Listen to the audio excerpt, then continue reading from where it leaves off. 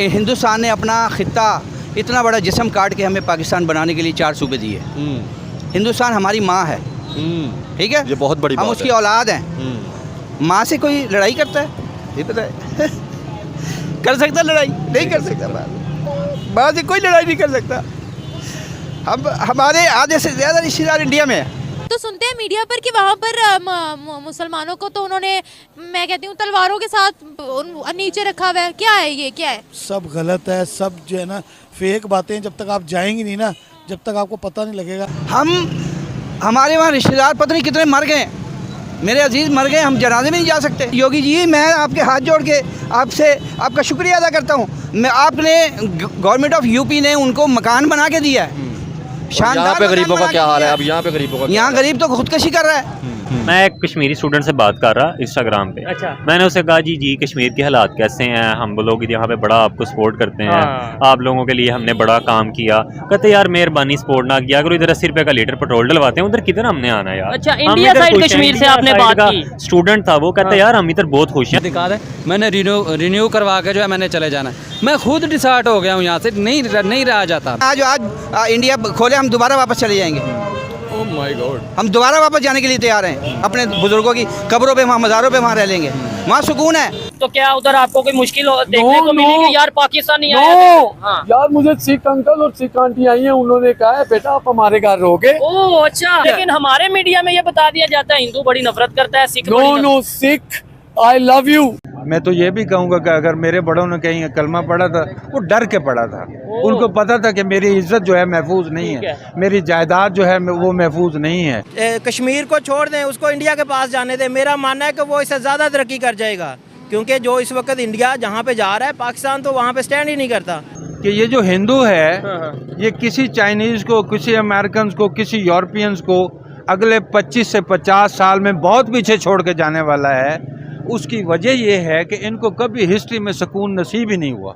अच्छा। ये 75 साल पिछले जब उनको वो पुरसुकून तरीके से वो कर रहे हैं, तो आपको पता है वो दुनिया के हर शोबे में जाके लीड कर रहे हैं। तो पाकिस्तानी अवाम के अंदर आज भी इतना जज्बा है कि अगर वो 47 में टैंकों के नीचे बम बांध के लेट सकते थे, तो आज भी अगर हमें कोई लीड करने वाला मिले, तो आज भी जो है, जो पाकिस्तानी अवाम है, अपने पेट के ऊपर पत्थर बांधेगी। सारी इंडिया की जो बातें करें, वो तो एक ब्रांड बन चुका हुआ है। चाहे अमेरिका हो, चाहे इसराइल हो, कोई मुल्क नहीं है। इसराइल भी पाक आर्मी के आगे कुछ नहीं है। कुछ भी नहीं है, कुछ भी नहीं है। कितनी जंगें जीती हैं पाक आर्मी? पाक आर्मी ने 1965 की, 1971 की, कारगिल की, जो भी आप देख लें। 71 हम जीते हैं। हाँ जी, क्यों नहीं जीते हैं? 93,000 फौजी इंडिया में क्या कर रहे थे?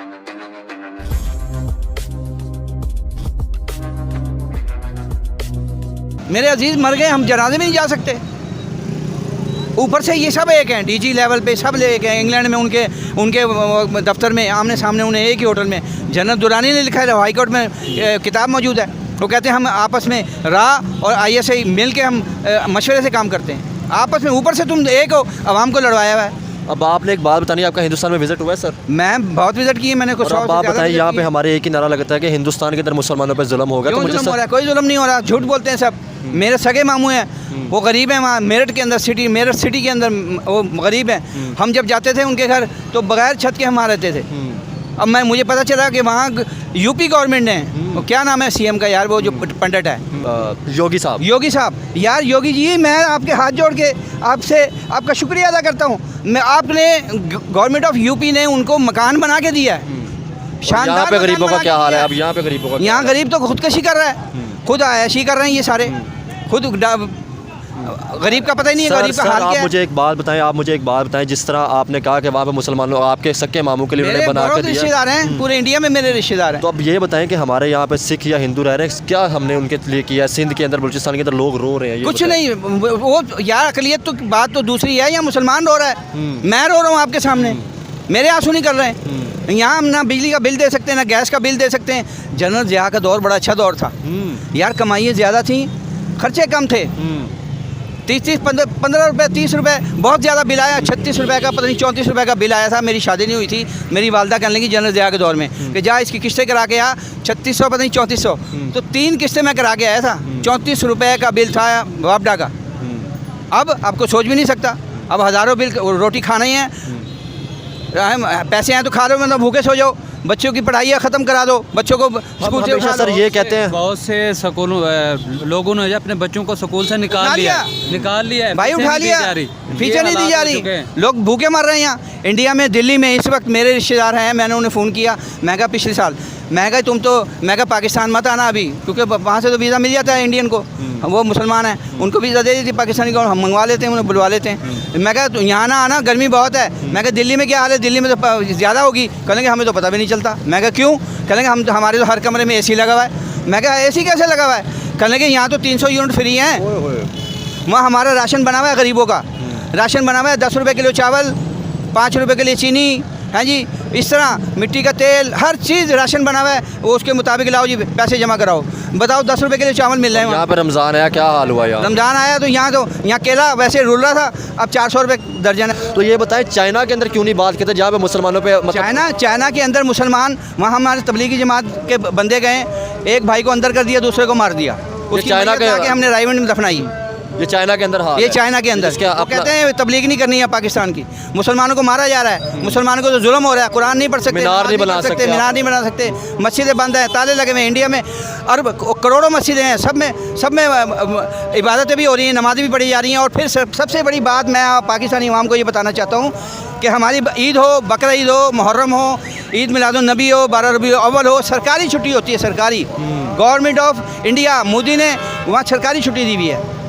हम कहते हैं इंडिया पाकिस्तान के मुसलमान तो बड़े खुश हैं। मैं अभी फ़ोन करके आपको बात करवा देता हूँ, मेरे पास सारे नंबर हैं, अभी बात करें, वो कहते हैं हम तो खुश हैं भाई, तुम पाकिस्तान में रहो। हम फ़ोन करते तो नहीं सर, अब तो वो ये लोग कहते हैं कि शुक्र है हमारे बड़े पाकिस्तानी गिने, तो आज भी हम भी कटोरा लेकर हम अच्छे रह गए भाई। क्योंकि ईमान से लबरेज और तरबियत से सरशार मुजाहिद कभी किसी के सामने सरनगू नहीं होता। सर आपकी बात ठीक है, ईमान का जज्बा, पहले घोड़ों पे हाथियों पर जंगें होती थी, समझ आती थी, अब तो टेक्नोलॉजी की जंगें हैं। अब उन्होंने अग्नि 5 जैसे मिसाइल बना ली, उनके पास ब्रह्मोस आ गया। हम कह रहे हैं हमें कश्मीर चाहिए, इतनी जिद, पाकिस्तान की इकोनॉमी का पहिया जैम, कर्जे हमारे ऊपर, बॉर्डर हमने इंडिया के साथ सील कर दिए हैं। क्या इन सूरत हाल में आपको लगता है कि हम पाकिस्तान के साथ साथ कश्मीर को भी संभाल पाएंगे? कश्मीर का जो महाज है वो कुर्बानी मांगता है। अच्छा, उसमें कुर्बानी देनी पड़ेगी। कैसी कुर्बानी चाहिए कश्मीर की को? कुर्बानी देनी पड़ेगी। खून चाहिए जी, खून की कुर्बानी देनी पड़ेगी। तो पहले 3 जंगों में खून नहीं बहा, कितना खून बहा है। कारगिल की जंग में आप देखें, अभी वो कहते हैं कि कारगिल की जंग हम जीत गए हैं, लेकिन वो पाकिस्तान ही जीता है। ठीक है, उधर जो फौज ने विड्रॉल किया है हमारी ने, उसने ऐसे नहीं किया, हमारे हुक्मरानों के कहने पे किया है, लेकिन फिर भी हमने क्या किया है कि उनका मुंह तोड़ जवाब दिया है। सर, कारगिल के अंदर जो सिपाही लड़ने गए थे, उन्होंने पाकिस्तानी चैनल्स पे आके कहा है कि कारगिल के अंदर हमारी बहुत बुरी शिकस्त हुई। वो तो जी नवाज शरीफ अमेरिका के पैरों में बैठ के मनाया कि भाई इंडिया को बोलो कि जंग बंदी बंद करे, वो हमारी बहुत बड़ी गलती थी। ऐसा मीडिया के अंदर क्लिप मौजूद है। बिल्कुल इसी तरह है, लेकिन देखें पाकिस्तानी फौज ने शिकस्त नहीं खाई, उन्होंने लड़े हैं, हर हाल में लड़े हैं उनके साथ। सुनने में तो ये आया कि अपनी लाशें उठाने के लिए भी कोई नहीं जा रहा था। तो जाहिर है जब जंग छिड़ी हुई है, फायर हो रहा है, तो फिर उसमें जब विड्रॉल कर रहे हैं तो फिर थोड़ा नुकसान ज़्यादा होता है। अच्छा। लेकिन पाकिस्तानी अवाम जो है ना, हाँ। वो अभी भी जो है वो कश्मीर को अपना हिस्सा समझती है। हाँ। क्योंकि कश्मीर बनेगा पाकिस्तान। अच्छा। तो सर, इंडिया का जो कश्मीर है उनके पास इंटरनेट है, वो भी हमारे शो देखते हैं। वो कह रहे हैं कि पाकिस्तान की इकोनॉमी का खुद का पहिया जाम है, जज्बा करके रोटी 2 वक्त की मिल नहीं रही है। इतनी बड़ी पॉपुलेशन को अगर हम अपने साथ जोड़ लेंगे, हम उनके लिए क्या मुस्तकबिल देंगे? आज टेक्नोलॉजी का दौर है जी। आपको पता है कि लेटेस्ट से लेटेस्ट मिसाइल जो ना वो बने हुए हैं। हाँ। लेकिन कोई भी चीज़ है, जिधर भी है, जैसे भी आप कर लें, उसके ऊपर अनग्राउंड जाकर जब तक कब्जा ना होगा, हाँ, तो उस वक्त तक जंग आप नहीं जीत सकते। अच्छा, कब्जा करके जंग जीतनी है? बिल्कुल जी। अच्छा, मोदी साहब कहते हैं कि पाकिस्तान आओ, गुर्बत की जंग को ख़त्म करते हैं, ये कश्मीर को छोड़ दें। मोदी कुछ भी नहीं कर सकता, ये ऐसे फोके नारे मार रहा है। अच्छा। हाँ, पाकिस्तान आर्मी के आगे कोई मुल्क नहीं, चाहे अमेरिका हो चाहे इसराइल हो, कोई मुल्क नहीं है। इसराइल भी पाक आर्मी के आगे कुछ नहीं है। कुछ भी नहीं है, कुछ भी नहीं है। कितनी जंगें जीती हैं पाक आर्मी? पाक आर्मी ने 1965 की, 1971 की, कारगिल की, जो भी आप देख लें। 71 हम जीते हैं। हाँ जी, क्यों नहीं जीते हैं? 93,000 फौजी इंडिया में क्या कर रहे थे 1 साल के लिए? सिलेंडर कर दिया ना हमारे जो हुक्मरान है। जीतने वाले सरेंडर तो नहीं करते, जीतने वाले तो झंडे लहरा के आते हैं। बात सुने ना, वो तो उन्होंने अपने जनरल के कहने के ऊपर जो ना उन्होंने बोला कि ठीक है जी हम सिलेंडर कर रहे हैं, तो हारे तो नहीं है ना। अच्छा, ना हम कारगिल हारे ना 71 हारे, नहीं कोई नहीं हमारे, सियासतदानों की वजह से, जर्नैलों की वजह से हम जगह हर जगह पे मार। दोस्तों नोट कर लें। अच्छा जी दोस्तों, कुछ पाकिस्तानी मुसलमानों का कहना है कि भारत हमारी माँ है और भारत से दुश्मनी करना पाकिस्तान को बहुत महंगा पड़ रहा है। दोस्तों, जैसा कि आपने वीडियो में देखा कि एक पाकिस्तानी मौलाना ने इंटरव्यू में कहा कि भारत हमारी माँ है। उन्होंने आगे कहा कि भारत ने अपना इतना बड़ा हिस्सा हमें एक अलग देश बनाने के लिए दे दिया है और इसकी वजह से हमें भारत का एहसान मानना चाहिए, लेकिन हम भारत का एहसान करने की जगह भारत से लड़ाई कर रहे हैं। हम यहाँ पर 24 घंटे झूठी बातें करते रहते हैं कि भारत में मुसलमानों के ऊपर अत्याचार हो रहा है, भारत में मुसलमान का उनके बोलने का अधिकार छीना जा रहा है और भारत मुसलमान के लिए सुरक्षित जगह नहीं है। लेकिन वास्तव में असलियत क्या है ये तो सभी जानते हैं कि भारत में मुसलमान कितने ज़्यादा सुरक्षित हैं और पाकिस्तानी मुसलमान कितने ज़्यादा प्रताड़ित हैं। इस मौलाना ने आगे बताया कि मेरे सगे उत्तर प्रदेश के एक शहर में रहते हैं, वहाँ पर उसके पास रहने के लिए घर नहीं था, तब वहाँ की योगी सरकार ने उसे पक्का मकान बनवा दिया। उसे वहाँ पर फ्री राशन मिलता है, जबकि यहाँ पाकिस्तान में हमें कुछ भी नहीं मिलता। तो दोस्तों, ये है भारत और पाकिस्तान के बीच का फ़र्क।